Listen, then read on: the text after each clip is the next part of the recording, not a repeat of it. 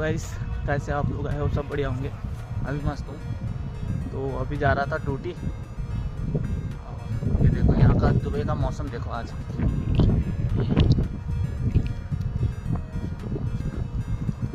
ये देखो ऐसा मौसम हो रखा है, बिल्कुल तूफान टाइप का आ रहा है। तूफान जैसा हवा चल रही है तेज़, और बारिश होने जैसा मौसम हो रखा है, लेकिन गर्मी हो रही है। उमस टाइप की हो रही है हर चीज़। ये यहाँ का अचानक से ऐसा मौसम बिगड़ जाता है, कभी भी कुछ भी हो सकता है। तो उधर देखो पूरा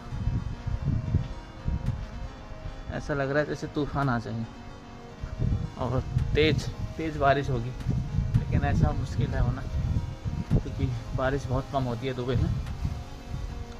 बाकी देखते हैं क्या होता है मौसम का।